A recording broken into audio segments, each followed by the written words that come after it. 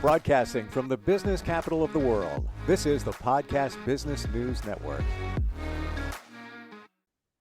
Looking forward to hearing what she has to say about this topic today, because most of us have one of these. And is it set up the right way? Talking about the home office, especially since COVID, more and more of us working from home, whether it's full time or a few times a week. But is it the most efficient it can be? We're going to find out. She is an amazing interior designer at Rise Interiors, and she's back with us. Mary Jo Major is on the program. How you doing? Hey, Steve, I'm doing great. Thanks for having me. Oh, good to have you back here. Now, in my mind, I'm thinking about my current home office. Then I'm thinking about the one before that in a different location house. And I'm wondering if I did it right. That's where my brain is going with this right now, or how I could do it better. Sure. What's the most important thing? What do we start with? Yeah, that's a great question. I would say there's a handful of things that I would say you focus on, but the first is kind of what are you going to be doing day in, day out? Where are you going to be sitting? And typically it's a desk. So I would say the first thing, the most important part about the whole office is making sure you can actually work in it, right?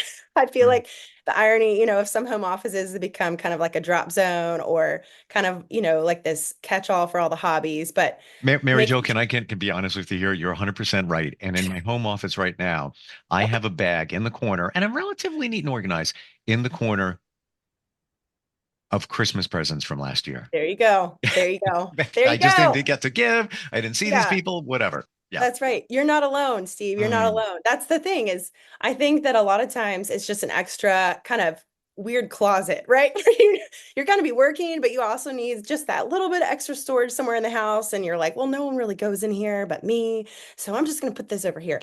And I wouldn't say there's anything wrong with that. I just think at some point it can mess up how you actually function and work in your office. So I feel like especially during the holidays when people work from home more, or even in the start of the new year, I think there's this sense of wanting to kind of refresh, restart, specifically potentially where you are working from. And so, making sure you can work in a pleasant environment is important. Yeah. And so I would say that a desk is probably the first thing I would focus on if you're kind of trying to figure out what to do first. Figuring out your desk. Does it work? Does it actually function the way it needs to? Would you rather it be one of those sit-stand desks? Can I jump in right here? Yeah. Recent study came out.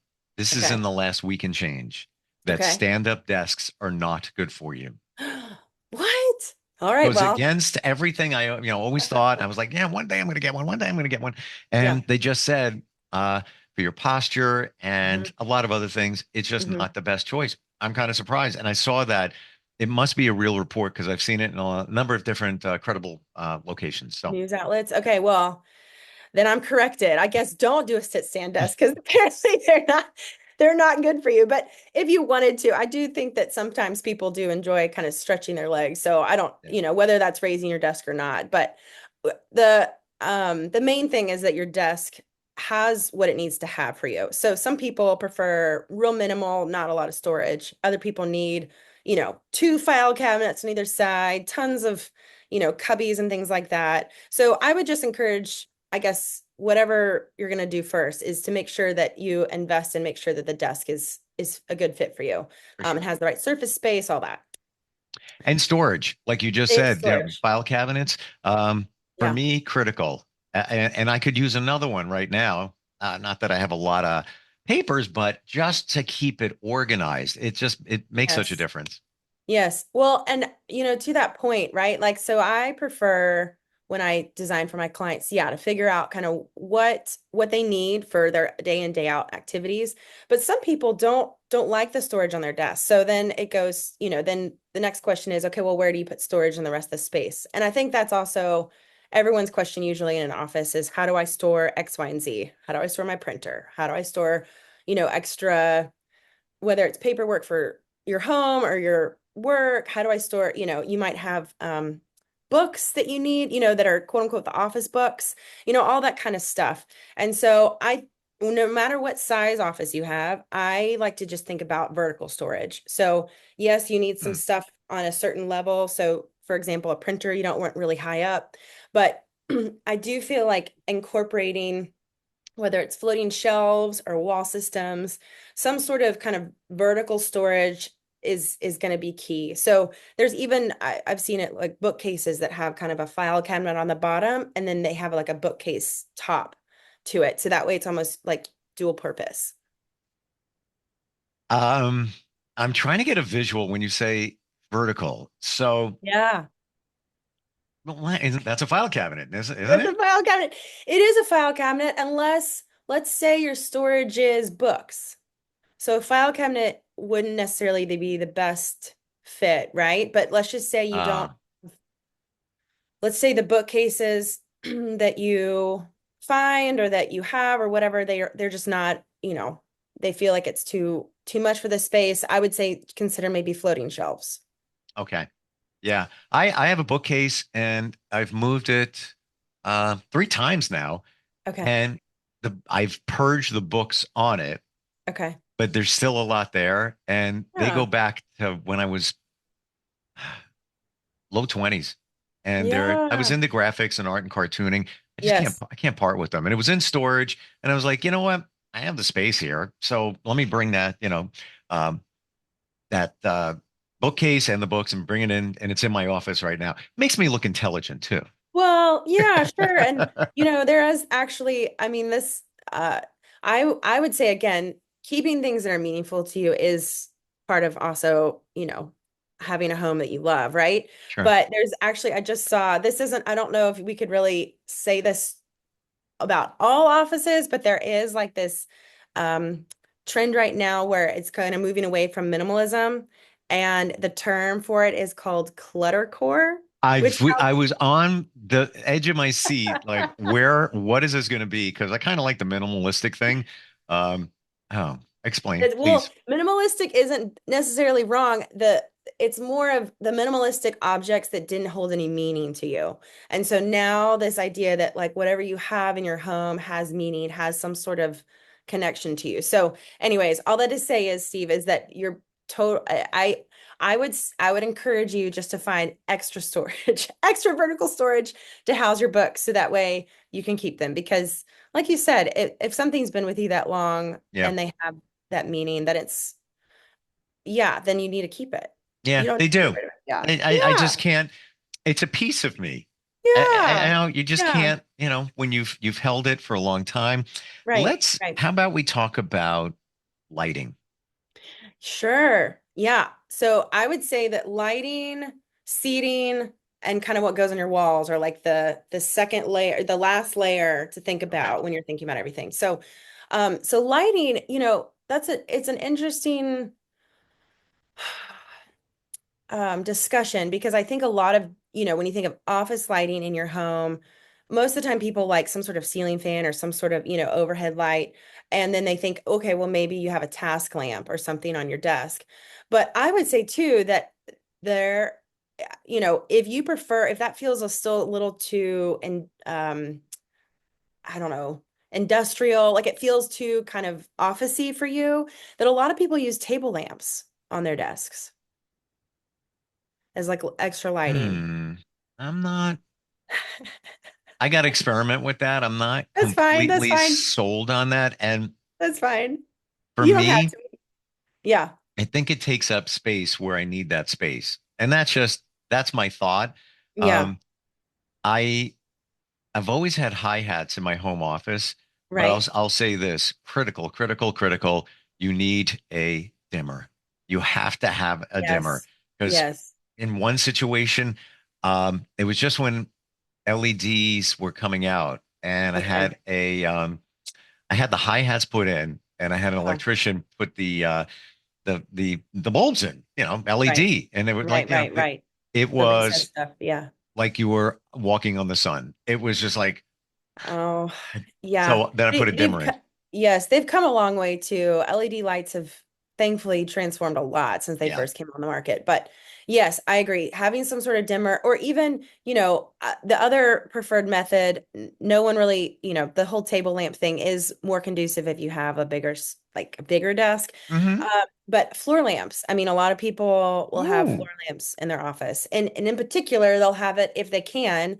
I feel like a lot of people will have what they call, the reading chair or like the thinking couch or some sort of, comfortable seating that isn't their desk Hmm. chair to, do take phone calls, Yeah. take naps, you know, Yeah. all that stuff, to, read, all that kind of stuff they don't necessarily want to do right at their desks. And yeah, I feel like floor lamps are a great way to kind of add some accent lighting that's Mm. not kind of overhead lighting. And the stuff that we're talking about, most of it you can get, gently used on Facebook Marketplace and pay almost nothing. Oh yeah. Yeah. It doesn't this does not have to cost an arm and a leg at all. And Yeah. um the goal is to kind of see with fresh eyes, kind of analyze your space and say, okay, what isn't working?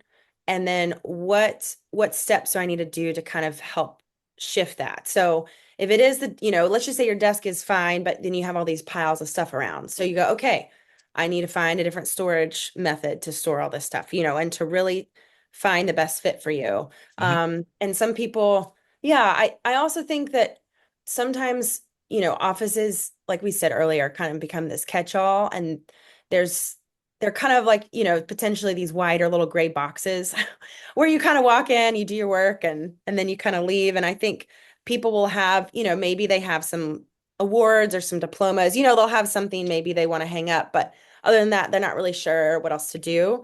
And so I would actually say a couple things about kind of the environment you're with is that one, make sure you have something else on the walls other than just if you have the space for it, other than just your diploma. Because I do think there's stuff usually that brings you joy that you can't really find other places, like those old movie posters or the things Hmm. that, that you've had in collecting dust and you're like, I don't know where to put these. I feel like the office is usually a great kind of landing place for the stuff that you still really like, but you just don't really have a fit for it in other places. This is why an interior designer is so cool. Like the movie poster thing. As soon as Yeah. you said it, I don't have any. And truth be told, I've been where I am now for over 2 years in my home Okay. office. Yeah, There's almost nothing on the walls. that's It's right. it's embarrassing. And the room was intended, the room originally had another use. So I, Okay. I never committed to a Sure. home office, but Sure. anytime I put stuff on the walls, it's usually pictures I've taken and, I Yeah. make them big but I like the movie poster thing, and it doesn't have to be that. It could just be a cool poster.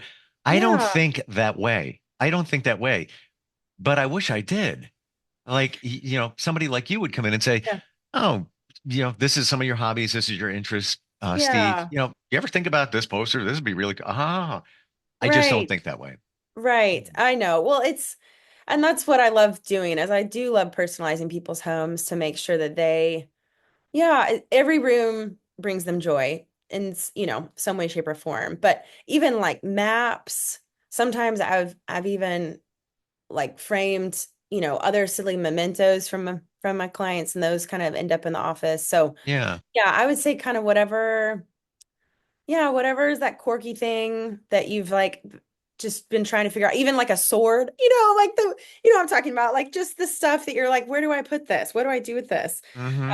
I think the office is a great space. And on top of that, I would, encourage everyone to think about something besides white on the walls. I think that there's actually some color theory involved in kind of what can help an office. So I don't know. Have you ever heard of color theory for an office? I don't know. No. Yeah, so I'll give you the rundown. So there's I'll give you just like kind of four basics, and then I'll kind of go into some of the paint colors I would pick. But right now, so blue is supposed to help bring like calm and focus to a Hmm. space. Hmm. And then green, the color behind green or the green when your eyes see it is supposed to help reduce your stress. Wow. Yeah, and then yellow is supposed to kind of help be it's a creative and a kind of energetic color. Well, funny you should say that because my Really? last office was yellow. Well, did you feel extra inspired? I'm not going to say this just because you're saying it, but I'm going to say yes. And that was my creative space at home. Um, I actually had a studio in that. It was a bigger, I got Okay. lucky, bigger Okay. area. Yeah. So yeah, like I looked forward to walking in that room just because it was just like, I can't do this. Yeah. Like, No, I know.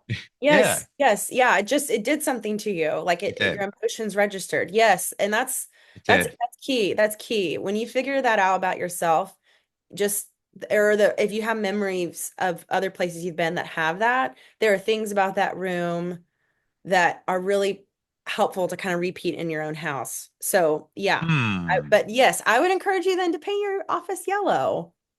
You You should know, I That sounds never like a thought of great that. holiday project. Well, I already got. We're building a studio in that room over there, and I'll be painting that black on Thanksgiving morning. So Okay, well, never mind, never mind. But maybe after that, later. yeah, Yeah, no, 2025 but goal. it's funny when you say that because it mentally transports me back to that house which I sold a couple of years ago, um, and I'm thinking of the vibe when I was in it, Uh-huh. and it was a energetic, creative kind of feel. Yes. And I never Yeah, thought of that. And the first thing I think of is the walls and the yellow color. that's right. That's right. Hmm. Yeah, they do. And yeah. And the last color I would say, I feel like red sometimes gets just pigeonholed to eating because sometimes it can stir appetite or Sure. passion or whatever, but it does also create alertness and kind of high energy. I would say that the shade of red matters. So more of kind of either like a coral color or like a really deep kind of burgundy color as opposed to Gotcha. the bright fire engine. Well, that gives us license to change it up because we Yeah, don't know that she said red, so I'm going to do red. No variations of it, and my yellow wasn't yellow. It was right. sort of a golden yellow, but it was Okay. definitely, if gold is over here and yellow's over here, it was a little more to the yellow. Sure. And it took me a long time to find that color. And I was in somebody's house and I'm like, that's it. What's that called? And they actually knew the name at the top of their head. It was Chesterfield Buff. Look And at that. I Look went at and got that. it. Well, so you already have it. You already have the paint color. I think, well, Hmm. I don't, you can alter that, but sometimes if it's a favorite color, you have my permission to reuse it. You don't have to get another one. I'm gonna be honest here. I Yeah. would change it up because the same color was in my bedroom, and that was a, Oh, and that okay. was a different life. And I got it. Yeah, yeah. All yeah, right. So yes, yeah. Well, then but yeah, tweak it. now Yeah. that I think about it, it's interesting. It looked more gold in the bedroom because it Uh-huh. was darker furniture, sort of like Caribbean kind of vibe. Oh, yeah. But in Okay. the office, it was more poppy, like and it was the same color. It's amazing what color can do, right? Yes. And was anything different about your windows? And did both of them have the same amount of natural light? Um, Relatively speaking, yes, two different rooms, Okay. but Okay. I would say about the same amount. Yeah. Okay. Hmm. Yeah.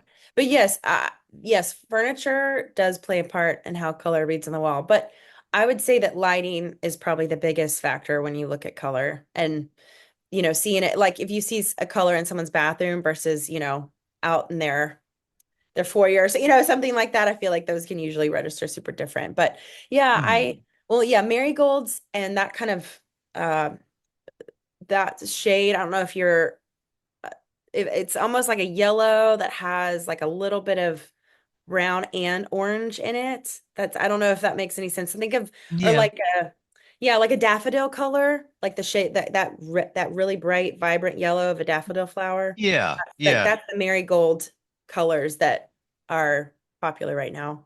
Oh, really? Oh, Hmm. okay. I want to Yeah, ask you, uh, sure, slight digression here, but I think sure. it's Okay, important. okay. When you're trying to decide on a color, Yeah, and you got your overhead light, you got your natural light, you have different yeah, times of the day.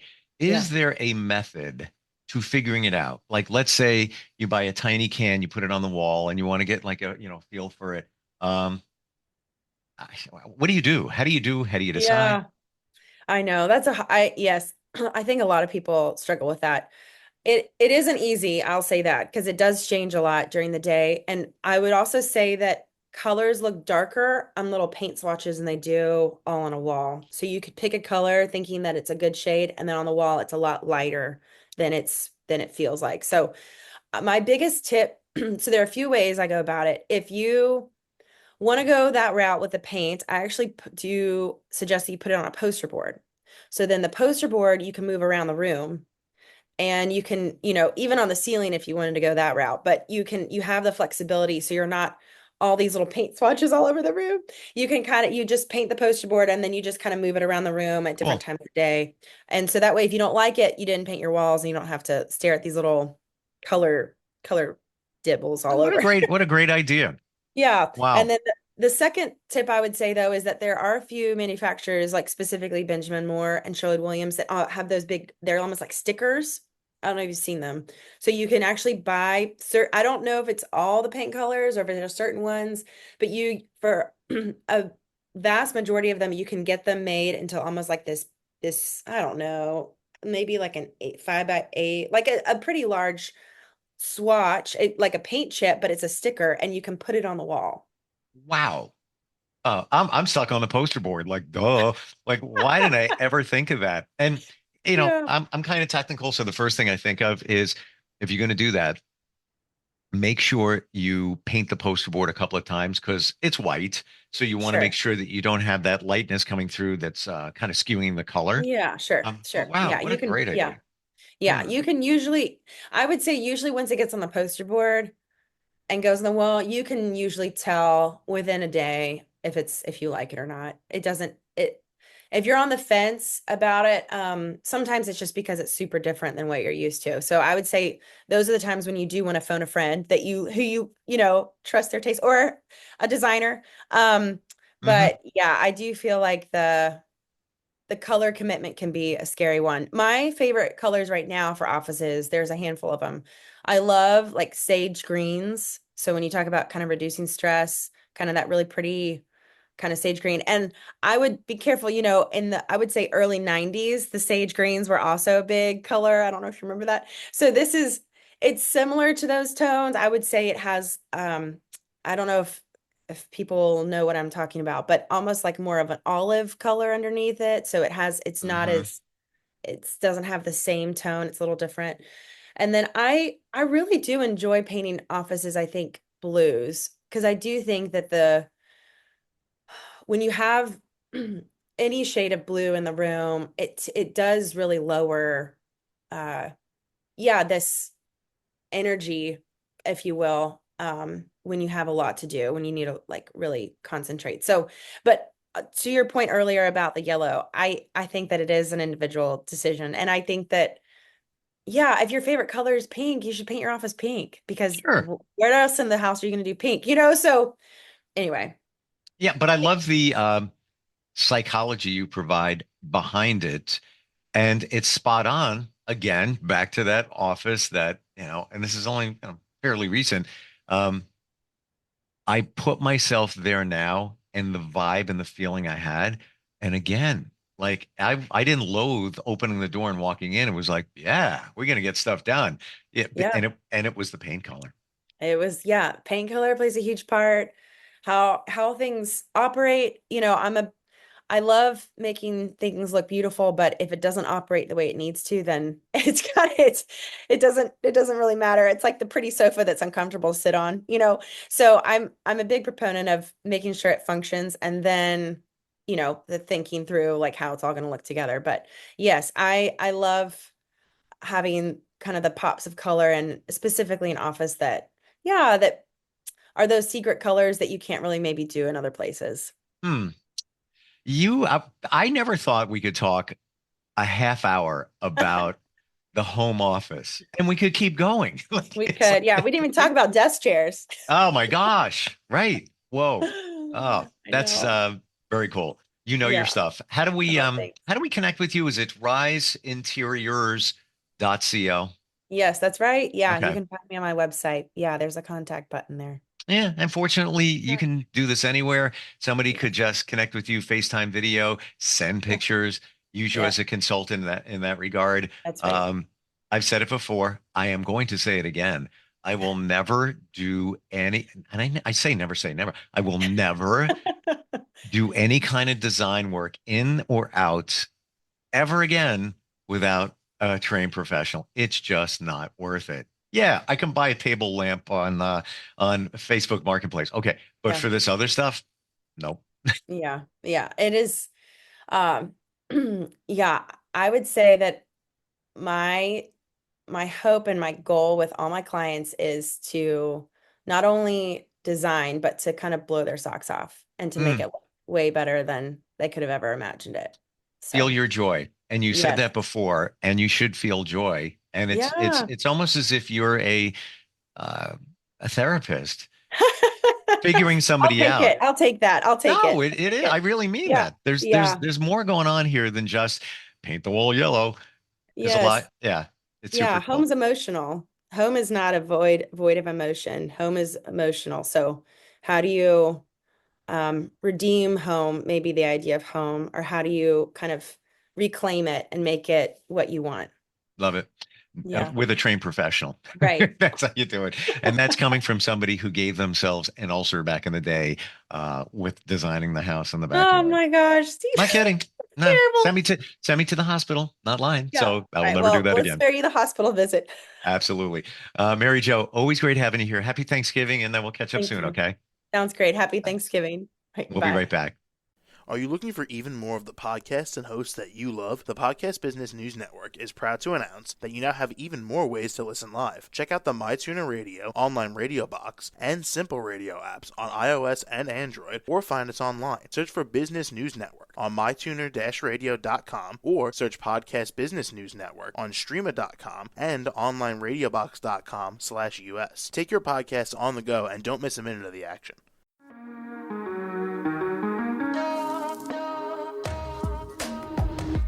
Broadcasting from the business capital of the world, this is the Podcast Business News Network. For nearly 2,000 severely injured veterans, everyday life has become filled with barriers. Day-to-day simple tasks can become pretty daunting. I have to carry my chair up 2 flights of steps or have somebody do it for me. What scares me the most is just the falling. When I'm struggling with my house, I think, to have that one great barrier just knocked down, it's crucial.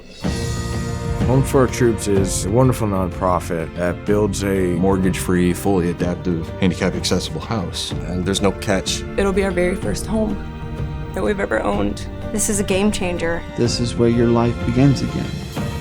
We need you to join us in completing this important mission. Please visit hfotusa.org and help build homes and rebuild lives. Because of you, everything's going to be okay.